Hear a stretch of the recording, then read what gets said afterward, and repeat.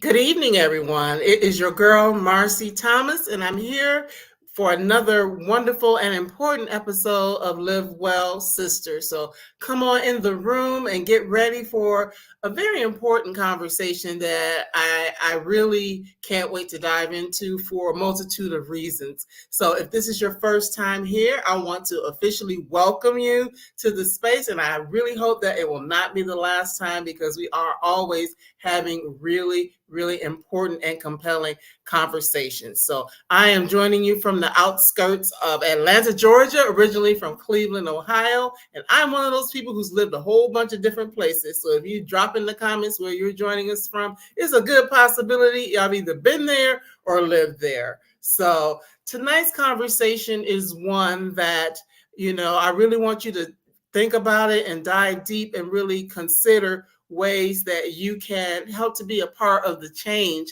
that we want to see. Because we're going to be talking about the Child Protective Services and the child welfare system. So tonight's special book we'll be talking about is Broken: Notes of a Former Caseworker, Transforming Child Protective Services by Dr. Jessica Pryce. Now, Dr. Pryce is on the faculty at Florida State University's College of Social Work. For the past 15 years, she has worked in child welfare from multiple angles, including direct casework, research, teaching, training, and policy development. She has trained over 150 child welfare organizations where she empowers professionals to reimagine their role and their work. She currently lives in Florida, where she partners with child welfare leaders who are working on system-wide culture shifts and organizational change. And she holds an MSW from Florida State University and a PhD from the number one HU. I'm sure others might not agree with that, but I know she does, Howard University. Without any further delay, let's welcome Dr. Pryce to Live Well Sister. Welcome. Thank you so much. Yes, I know. I saw you smile and I mentioned HU. So sorry to the people at Hampton, but yes, it is what it is. It is. So once again, thank you for joining us to really have this conversation about this powerful book that you have written, as a means of trying to shake the table a little bit. So congratulations on putting this work out into the world. Thank you. Thank you for having me. Yes. So Broken has been out for a little over a month. So what's the process been like, just really getting out there and talking about this very important issue within our communities? It's been amazing. I think that I'm an avid reader, and I know you are too. So it's an honor to be able to write a book like this, to be creative and artistic in the way we share stories. And making sure that people get a sense of the lives of Black women as they navigate this system. So it's an honor, and it's been amazing. Mm-hmm. Definitely is good work. And so what was it that really inspired you to write it? Because, of course, you've worked in multiple facets of the system. And, of course, you work with people who are a part of the system. But what made you want to write something that could be for the broader population? Well, a lot of folks don't know that there is a debate, going on in child welfare, and it's been going on for decades. And it's really this idea of how do we really change the system? And there's a contingency of folks that believe it's doing pretty well, and The foundation is pretty sturdy, and systemic racism isn't a huge issue, and we just need to tweak things here and there. And they're very vocal about that. And then there's another side of the coin where people say, we can't do anything else. This system cannot be fixed. It's time to get rid of it, right? They want to abolish the Child Protective Services system altogether. And this book is making an attempt to meet in the middle, making an attempt to partner with the workforce and the community, folks like yourself, folks at schools, hospitals, partner with them around how do we truly transform the system, but also calling out the issues and the fault lines. So not saying nothing's wrong, but also not giving up on it. Right, right. And I do love the fact that in the telling of the stories, first of all, for those who might be concerned, this is not a book that gets into like really deep and, some of the things that we think about when we think of why a child might end up in Child Protective Services. You aren't diving into, the worst case horror stories, even though we know that they do exist. Mm-hmm. But what was it that made you not decide to go that route? Well, there have been a lot of books on child welfare for decades, but particularly in the last 5 years. I think there was a book every year for the last 5 years. I believe that, on this very topic, on how do we transform the system. There was one book that said there is no racism in the system, another book that said there is racism, another book that talked about prevention. There's been a lot of books, but I really didn't see a book that really, saw both sides of this, like the caseworkers, how difficult the job is, how impossible that job is, and then also how it feels to be a mother walking through this case. And a lot of the books that came out, they did focus on the extreme cases. And maybe you don't know this, maybe some of the viewers do.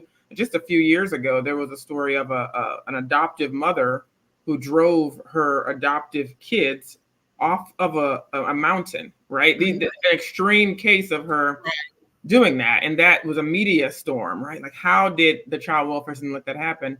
So those things are really cut and dry. That was horrific. The system failed. But the stories in my book, it's not this extreme situation, but there are situations that happen every day, likely to some people that we all know. So I want folks to relate. It might not be them, but it's probably someone they know where this could happen to them. Yeah, that's true, and, we'll talk a little bit about some of those things here because you do use like real life stories, some of which are like a through line throughout the book, which I could appreciate that as well, because it shows that sometimes when these situations happen, it's not, it's not just it happens and it's over within a month or so. Sometimes these are years that people can find themselves in situations, even if, whatever happened is, relatively quote unquote minor. So I love the fact that you were able to, tell these stories over a period of time and also show your personal connection as well. So what was it that initially drove you to even want to get into this particular field? I studied sociology in college, but like a lot of people, and I also studied criminology, but like a lot of people, I didn't know what to do with that. So as I was nearing my graduation, I took a course on death and dying, which sounds pretty grim, but the professor was a social worker. Okay. And he was so impactful in that course. And he worked with children during the day and then taught classes at night. And I was very inspired. So I took that course that he took and went into social work, and then found myself in an internship with CPS. Okay. So it wasn't necessarily that you wanted to go that route, but that's kind of how life happened for you, and everything happens for a reason. We do realize that. And in your journey, but you had different phases of that journey as well, as you talk about in the book. People may start out as an agent and then move to being an advocate, and then also move towards being an activist. So as an agent, which is the early phase, what are some of the things that you yourself experienced, or you may have seen other people deal with when they're getting into the system and starting to work through it? Sure. So I'll start by saying that I use the terminology in the book, child welfare professional. Mm-hmm.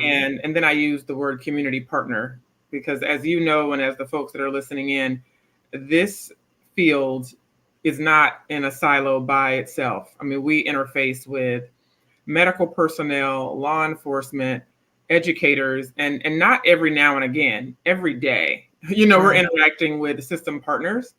So I am really calling folks who read the book to consider even where they are in their developmental journey. So it could be an early CPS worker that becomes an agent of the work, where they're just carrying out rudimentary tasks and having moms and dads and youth do things, even though they don't really know why. Right. They don't really ask a lot of questions, right? They're just doing things in this way that is very harmful. And that could be happening in other sectors as well, right? A lot of people that have read this book, somewhat surprising, but then not, have said, well, they're teachers and they feel like they started as a teacher and they were an agent. Then they became an advocate. Now they're an activist for reforming and transforming the education system. So it's been really interesting to hear how that developmental framework is really able to be applied across sectors. So, but yes, to your question, because I know I just went on a long tangent. Back to Oh no, that's fine. We want to learn. We're here to learn from yeah, you. so back to agent. So when I first started my career, I didn't ask many questions, right? I got trained and I did the work the way I was trained to do it and the way I saw other people in my organization doing it. And the way that we did our work was generally efficient and effective, and we were all really good at it, and we hustled.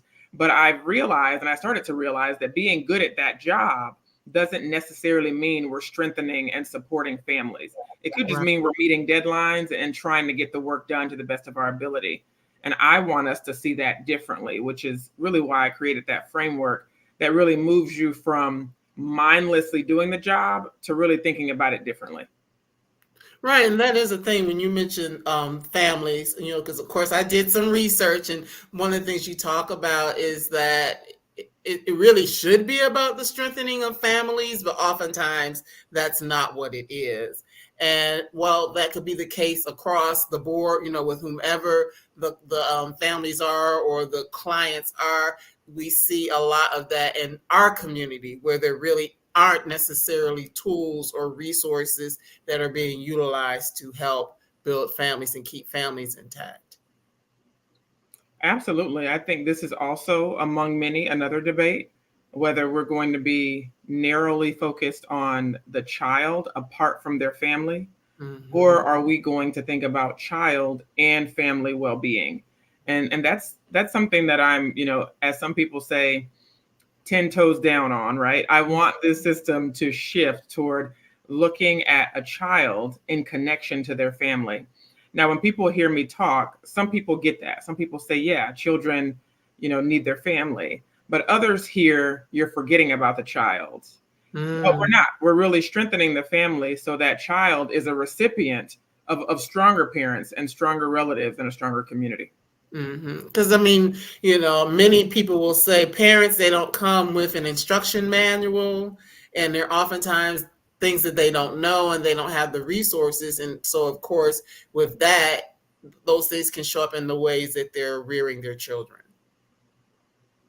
Absolutely. The parents that I interviewed for this book, they said something very similar. They said, I'm growing into my parenthood. I'm trying to figure this out as I go. So a lot of them wish they would have had the benefit of the doubt and really been partnered with through whatever challenges they were facing. hmm Now, in some of the cases that, as we already said, they aren't necessarily the most extreme of cases. Just for an example, for someone who might wonder, well, what is a not extreme? What is a case that isn't extreme that would cause child welfare or child protective services to be called in? You have an example or two of what that looks like? Sure. A lot of the cases in my book revolve around mental health concerns, folks that don't have anywhere to live. So a lot of evictions going on. So just a lack of housing, which is, when you think about it, categorized as neglect. This parent does not have a home for their child. Also, domestic violence. Family violence is a huge issue in many communities, and that can also bring you into the child's welfare system if folks feel like the child is not being protected or if the child is seeing too much violence. And then there are circumstances around how you discipline your child. Right. And culture impacts how parents discipline, right? And we have to also have a level of cultural sensitivity, cultural humility to really learn, was this an act of violence or was it a parent trying to discipline the child? Hmm. Especially now that we live in a time where some children know that, and they will say to a parent, "Well, if you do this, I will call, I will call the police on you," and things like Mhm. that. And yes, because I mean, well, this was not a good scenario. But a couple of weeks ago, I was out at a park, and there was a child who was on a bike, and she probably was about fifth, sixth grade, and her mother or whoever was caring for her, I guess she had separated. And when the mother or whoever the person was caught up with her, she was yelling and screaming, and she actually slapped the girl. And I was like, okay. Mm. And Mhm. then they kind of went off. So something like that, somebody probably would have called. In this particular case, I think it was more like a shock, and they kind of went on their way. But it's things like that. I mean, because the girl had disappeared, and I'm sure the mother was afraid because she didn't know where she was. To to slap her probably wasn't the best way, and to deal with it in that moment. Yeah, I agree. I always give this example when I, give a keynote or give a talk. I tell people that when I came into the system, I thought that spanking was just the most horrific thing you could do. Like, why are you hitting your child? And Hmm. I had to have my coworkers and supervisors sort of help me to say, hey, we can't, bring our own perception into this family. We've got to, talk to the parents, talk to the child, figure out how to help, figure out what happened and why did it happen. So to your point, that's not easy for anybody to see, and that's something scary, right? And if you decide to call it in, because I think that that's what these mechanisms are here for, if you decide to call that in, I'm hoping the workforce manages and approaches that situation differently than coming in with punishment and coming in with, let me pull this child away from their entire family. A lot of us know that sometimes kids have to be removed from their home in some situations, but we want them placed with other family. We want to keep them connected to their family of origin in some way. Hmm. Hmm. Yeah, that is a thing if it's possible. But as your book describes, sometimes there's challenges even in that, Mhm. which is part of the problem. Being able to keep children within their own families. There's a lot of conversation around kinship care right now, and some of the conversation is exciting. Organizations are saying we are going toward kin first cultures and we are pushing for kids to be placed, but it'll also be important to support that placement. Just like we support traditional foster parents, we've got to put that sort of support with grandma, grandpa, aunt, uncle, or even a friend of the family that the child sees as family, right? Right. We don't want to place a child with a family member and then say, well, we're done. We've done our job.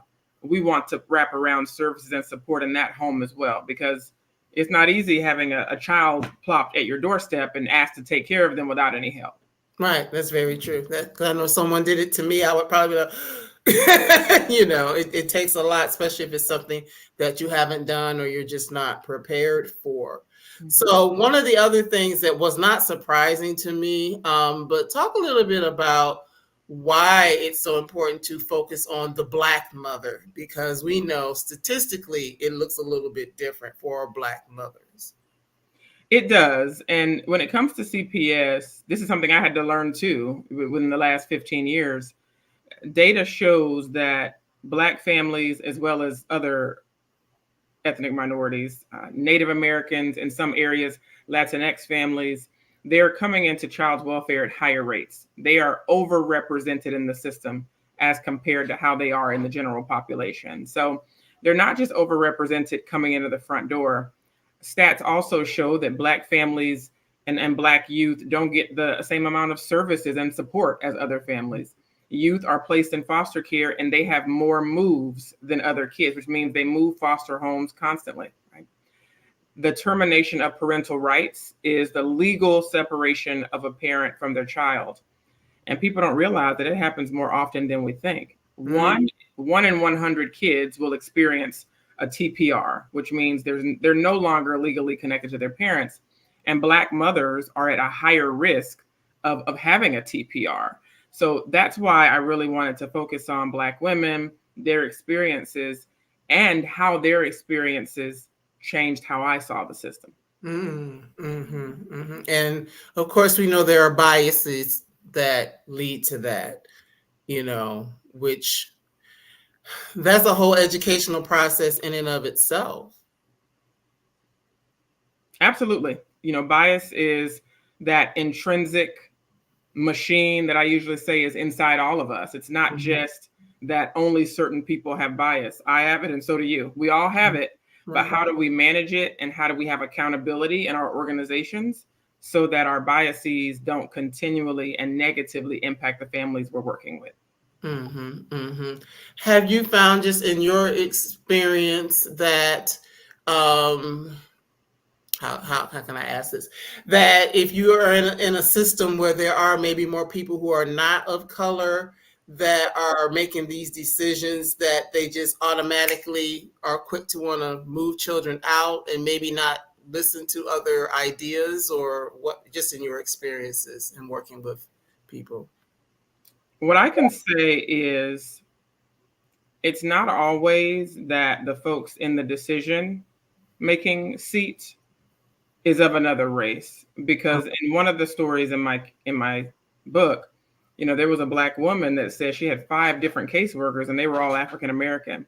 So that's what really shows you that it's often, and more often than not, there's a larger systemic issue at play behind these caseworkers. So if people are overly focused on caseworkers, they're mistaken. And then if they don't think about caseworkers at all, they're also mistaken. So it's systemic, but we can't look at one person or look at a group of people and say that they're the reason. So that's a long way to say that it's not always about the color of someone's skin. If they're making decisions, it's about policies. It's about years of policies that are driving certain funding streams, driving deadlines, driving state statute, and how people are not pushing back against the status quo. And this book likely upset people, I don't know, because it does push against the status quo. It pushes against a policy that harms families. It pushes against a policy that is 20, 30, 40 years old, and we're seeing the harm it's doing, but no one's brave enough to say, it's time we sit down with this policy and dismantle it and rewrite it. Right. So those are the things that I hope starts to really elevate in the conversations about this book, but largely about the system. Yes. Yeah, because that is something that we think, oh, if a certain person is over there, but what do they say? You don't have to be not, I'm just trying to choose my words wisely. There are people who will work within the system, even if maybe they might not feel that it should happen that way, but they're just working within the system. And one of the things that I do often know, number one, it's not easy work. And I know you can attest to that. It's not easy work to begin with. And many times it's an overload of cases that, people may be trying to manage, or, just throughout the system, or people, or are, like, I'm thinking of teachers who are people who would have to report, or other people that would have to report. They're so overwhelmed with so many different things. This is where sometimes maybe that the time or the energy to really think things through or to come up with other solutions might not be available. Yeah, the ongoing issues with workload and turnover and lack of retention, they're persisting across the country. And there are various reasons for that. A lot of people think it's, just the pay, because we know that this is largely a workforce that, in my opinion, aren't paid enough to do the things they have to do. Right. But research has said that there's a lot of other factors that are driving caseworkers, out of the system. And some of those are workload. There's research now around what you just talked about, this idea of moral distress, where they're carrying out certain things at work that they just don't agree with. And doing that for so long, you do start to feel this issue with your morality being injured. So that research was very illuminating. It came out 2 to 3 years ago. Mm-hmm, mm-hmm. So just in your own journey, you went to school and you had the internship and you went into the field, and then there was a point where you wanted to make a shift. What was it? I mean, I've read the book, so I kind of know, but for those who don't know, what was it that made you decide to make a shift in how you approach the system? Well, I started to see CPS play out with friends of mine and family. And it was this very interesting dichotomy of, I saw how hard, we were all working in that field, but then I saw what our hard work did to families. Like, I saw the result of what we did, even though we thought we were doing the right thing, right, at the time. And when that started to happen, that juxtaposition really threw me into somewhat of a professional crisis of, can I keep doing this? I don't think I can do this, but what do I do next? And that's when I exited the system and really started to take what I think some people call like a bird's eye view, and just take a step back and look at everything, and decided that I wanted to do all I could to support the workforce, validate that it's complex and challenging, but also challenge them to look at the work differently, and give them permission and empower them to ask those tough questions, and to try their best to lead with cultural humility, compassion, and equity. Yes, I love that. And sometimes that's what you have to do, because if you're in the weeds, so to speak, there are just things that you can't really do, or there are ways in which you're confined, or like you say, you don't have the mental energy, you don't have the time, all of those sorts of things. So I really could appreciate you incorporating some of your personal story, because it's easy to kind of sit back and take yourself out of it, but you didn't shy away from that. Well, I did it first. Okay. So I tell people all the time that this book was written twice. The Okay. first book I wrote was purely about me, with this ethnographic lens of a researcher, telling the stories of these women, and sharing about their journeys. But the publisher and my editorial team thought, hey, what if we really push and go deeper with this, and you bring in your lens of how this impacted you. So we took a pivot, and then I rewrote the book. Oh, wow. I'm ultimately glad I did, because I don't think people need permission to change, but I hope that they saw my change process, and then they see that they can as well. Yeah, but it definitely makes for a more compelling book, just to know, to see through your lens and have an understanding. So I mentioned to you before we came on, I used to be a court appointed special advocate, CASA. Some people may have heard of that. And I can remember riding with the social worker to go see the family and things like that. And it was always, if I went to her office, I could see she's overloaded, and all these sorts of things. So I'm looking at it, but of course, she's not going to have a real conversation with me, because, she's there. We're there to support and go do what we need to do for the family. But, I know that, it's a much deeper thing, and it's honorable work, like teachers, who don't get paid enough for what you're doing and the things that you have to deal with. So, it's appreciated that you would take the time and give that personal view. And as you say, not that people need permission, but it does kind of give them permission to be honest and forthright about the work that they're enduring. So one of the things, you go from being an agent, which you say is oftentimes a punishing system, like where we want to take the kids away, or we want to give you all these tasks to do that might be difficult for you to do, so that you can perhaps get your children back. But we go into an assimilationist or advocate role, which is a little bit different. So what does that look like from your perspective? Well, I think a lot of us are taught to be an advocate. A lot of us are advocates of things, and there's nothing wrong with being an advocate, unless you really start to want families to reach arbitrary goals that don't make sense to them, that basically only make sense to you. You want them to reach standards that you've created for them. You don't see them as viable. You don't see them as people that can heal, grow, and develop. And I think that's the problem with some of our advocacy. From there, my springboard was into really activism. where racial and social justice became my commitment, where I couldn't shift the system overnight and no one can. But what we can do is commit to equity and justice. And how does that look? It means asking the tough questions. Right. It means when you're talking to a mom or a dad on a case, it means you don't come in with this lens of these people are inferior, they can't do any better, they did this, so we're throwing them away. You come in with this idea that we're going to partner together and figure out what happened and figure out what supports did you have that you didn't really know how to manage well, what supports did you not have, what does your family say about this, can we bring them to the table? So really, when you have that activist hat on, again, the system might be the same system, but you're different. And that's the big point of this book. How can caseworkers be different? How can teachers be different? How can our medical personnel be different when they're looking at a CPS case? Yes, yes.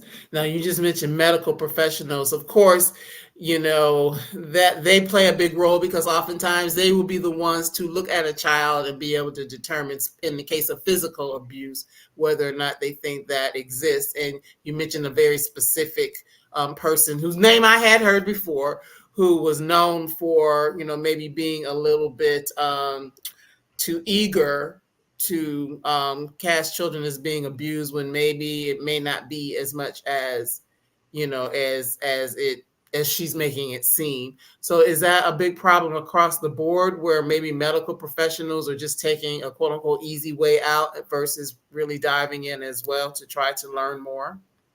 I don't think they're taking the easy way out. I think that they are asked to make an assessment, make a recommendation, and they hand it over to the department. And often what I talk about in the book is, again, I keep harping on this, asking more questions, pushing back. I think then it's our responsibility as a system to look at the entire picture, because we asked the physician to make a decision, to make an assessment. They gave us their recommendation. Do we just run with it? Do we keep this and we don't ask any questions? We don't dot any I's or cross any T's. We just, do the agent work. We start to be an agent of the state again. Or do we say, hey, let's sit down. We have the doctor's recommendation, but let's sit down. Let's think about what's going on. Let's think about the best course of action for this child and this family. So I think that physicians have, again, a tough job to do, but they're not infallible. And that's what the book talks about. How can we try our best, even though it's not easy to go against a physician or a medical personnel, but how do we say, hey, we're the ones in the seat, right? We're the ones tasked with child safety in our state. How do we do that in partnership with doctors, but not make whatever they say trump everything else that we know about the complexities of poverty, mental health, DV, and community stressors? And you talk about poverty as part of the issue as well, or is seen as a part of the issue. So, explain a little bit more about that and your take on where poverty kind of plays in to what happens oftentimes in these systems. Well, there is a maltreatment code in the CPS world, and it's known as neglect. So when a child is being neglected, it's our job to come in and figure out why this child isn't having their needs met. The definition is they're not having their needs met, whether it's food, clothing, they're not going to school, they don't have anywhere to live. Like, this child is being neglected. Now, about a year ago, the stat was like 74% of cases in our system were neglect. And we haven't figured out what is neglect and what is poverty. So neglect, the worst kind of neglect is a parent that has what the child needs, but they don't give it. Right. They have the needs and they know the needs, but they're not going to meet them. But then some families are struggling through poverty where they just can't make ends meet, and the kids have needs and they're not able to meet those needs.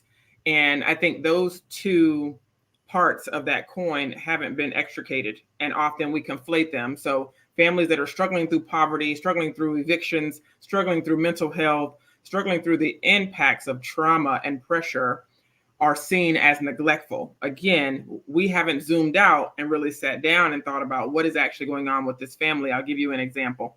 I was in a training, a few months ago, and this caseworker spoke up in this training, and she said that they were about to make a decision to take away this woman's children. And this is a woman who I don't know, this is another state, Right. And she said that she spoke up and she said this mom has been trying to find housing for 3 years. And Mm. in some places around the country, you're on a waiting list and you're waiting, and she's coming in and out of like family homes, a hotel here, a shelter here, back at a family home. She's bouncing around with her 3 kids. And the system said, we got to put these kids in foster care. We can't, what do we do? And the caseworker said in that training, she sort of stopped everybody and she said, this is going to be really cruel if we take this woman's kids. And she said everyone sort of just stopped because they hadn't really ever put the word cruel on what they did. And Right. it was like a pin could drop in the room because she said, but it is, when you think about it, are we really going to do this? Right. And I think that was interesting for the group to hear, and also validating for her, because the fact that she said that made the entire table freeze. But then they spent the next hour trying to figure out how to keep that family together.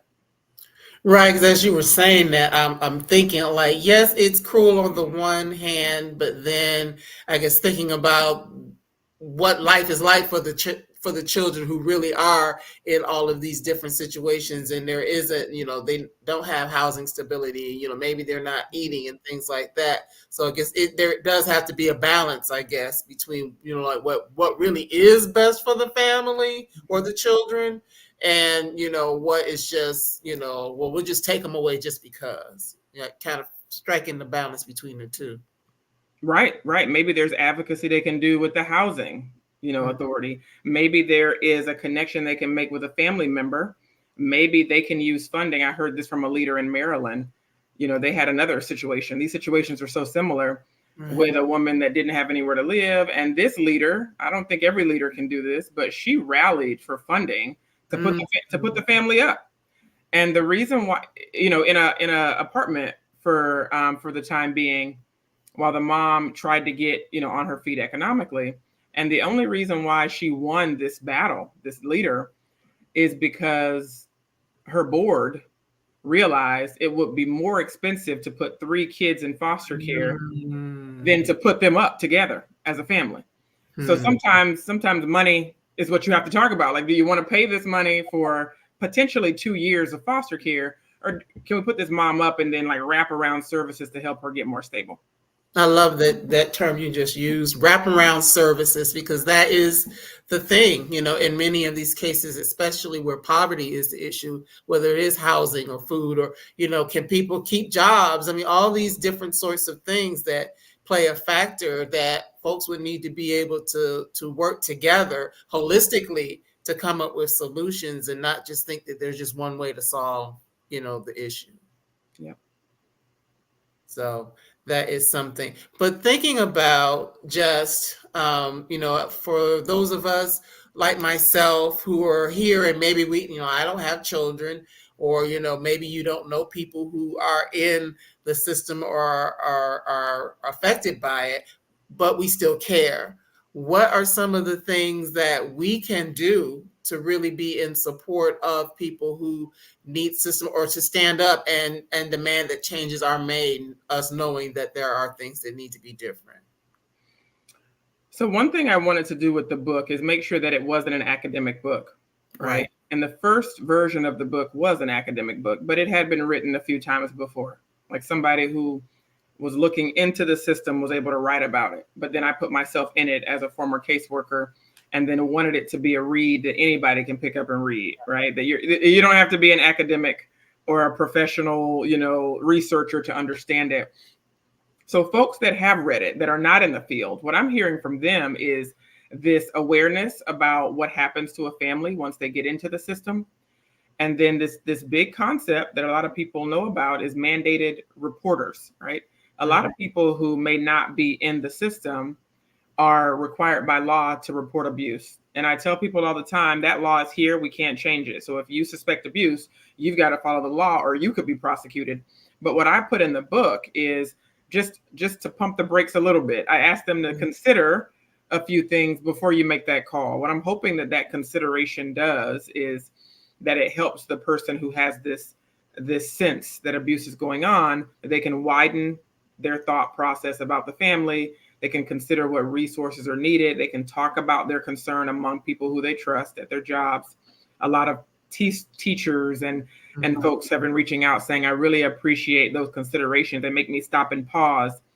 Now, also in doing that, it might be able to slow down the influx of cases that CPS gets. I mean, they get a lot of cases. Many of them, a caseworker will tell you, why do I have this case? Right? There's no abuse going on.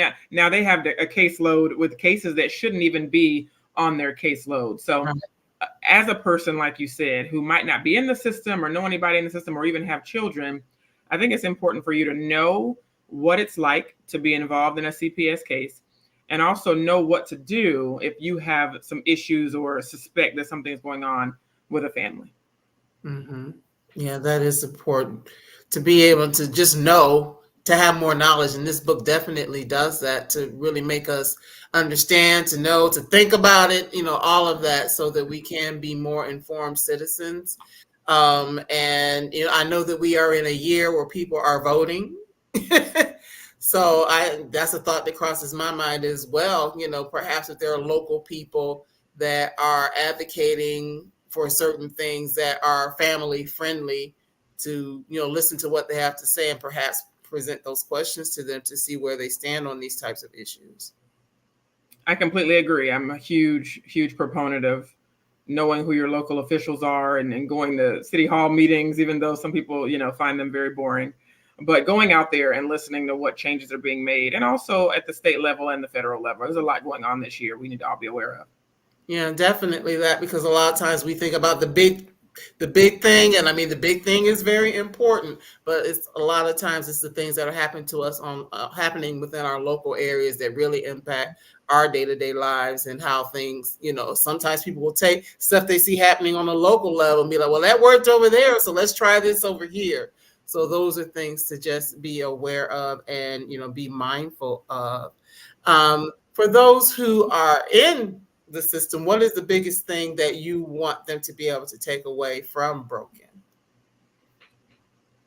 That you don't have to be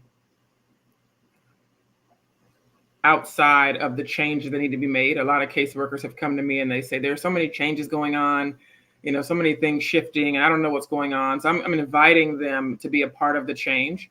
And this is what I do in my everyday work. I believe in distributive leadership. I believe that, people in the C-suites, they could make all the decisions and make all the changes, but it probably wouldn't go as far as they think. We need to bring frontline professionals and folks that do the work into the change-making conversation. So I want them to be a part of the change. I want them to ask more questions. I want them to do all they can to, again, lead with effectiveness, but equity and compassion and cultural humility. But also, child safety is very important. And I think that for child welfare professionals, you're not relinquishing your responsibility to make sure kids are safe, but you are trying to make sure you're not making a decision based on your own personal values or your own personal biases or systemic dysfunction, right? You're trying to make a decision that is based on safety, but also how do we bring the family into the fold as well? Mm-hmm. And for those who might find themselves in the system, parents, what are any things that you would suggest that they do to advocate for their own selves? In the book, I talk a lot about, knowing your rights. So I think it'll be important for folks. I mean, I know you said they're in the system, but even people who aren't in the system, just know your rights. If you have to encounter the system, ask questions, right? If your child is taken from you, try to ask, where are they going? Can you talk to them? I mean, research is showing how important it is for kids to stay connected to their parents, whether it's on the phone or doing visitation. So I would say the biggest thing is to know your rights, and you can look them up online. You can ask your caseworker, hey, what are my rights in this situation right now? What can I do? What do I have the right to know? What do I have the right to do? Yes, I think that's good, because some of the things that they may be asked to do but might not be necessary if they know what their actual rights are. So I can appreciate that. Now, of course, outside of the book and outside of the things that you teach at Florida State, you also have a program I want to share with everyone, Reimagine Child Protection. So what is that about for those who may want to learn more? Well, I think that, my commitment to the workforce, was shown in the book, but also my challenge to the workforce was also shown. So this is something that a child's welfare professional would commit to taking. It's an online course. And I created it over the course of 5 years because to me, we need to help child welfare professionals see the work differently and then be different. So this is me inviting these folks to an online course to reimagine what their jobs can be. In this course, they'll learn about how to leverage authority versus power. They'll learn about attitude and mindset. They'll learn about privilege and equity. And they'll also learn about how to be a part of systems change, right? It doesn't have to be that thing that happens over there in your director's office. How do you become a part of the process of creating a system that we would all be proud to work for? Great, great. So if anyone is watching live or watches later or knows someone who works with the system, please share this resource with them, because the more we know, the better we can be and the better the system will be overall, with more people being informed with this great work. So once again, I do suggest to get a copy of the book, whether or not you are directly impacted, just because I learned a lot and it's going to make me think differently just about the things that I do know about the system, whether, as CASAs or, I mean, it's a lot of things that play with children who may end up in the system. And, just to really be able to help them and support them, because there are a lot of things that can happen within the families as well as with the children, especially if they get to be teenagers and age out and all these different sorts of things. So the work that Dr. Pryce is doing and to try to help people along the way is very important, and we all need to know how we can help. Thank you so much. Yes. So that is what we have for tonight. So thank you so much for your time. I really appreciate you being here and being able to share this. And, people were kind of quiet today, but there are people who are watching. So please continue to watch. Go ahead and grab a copy of the book at your convenience and read it. And just really, as I said, be able to learn and share it with people within the community who can learn and be able to do more as well. So that's what we've got for tonight. So if you could just hold on for me a moment, Dr. Pryce, and I'll go ahead and say goodbye, and I'll be back with you in just one moment. Great. All right. Thank you, everyone, for watching and for really being a part of the conversation and, being willing to learn more and think about some things that sometimes are a little bit tough for us to deal with, but it is important because we do want to be able to work together and support one another. What they say, it takes a village. It takes a village to raise these children. It takes a village to be in support of our families and all of these things. So the more that we know and the more that we can come together, it's just really important for us to do so.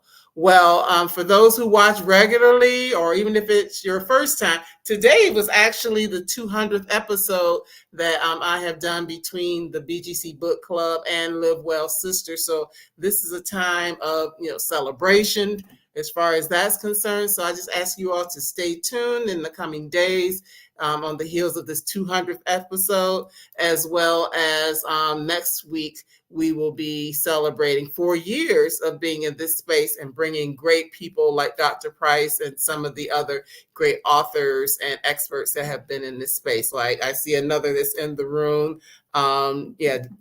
Jean Alicia Elster is here in the room. She's a former guest. So thank you for the congratulations. But yes, we just want to continue to be able to have these important conversations and just introduce people to you who can help us to be better and to live well and to have our communities live well as well. So thanks again for your time, and we look forward to seeing you again here real soon. Take good care. Bye-bye.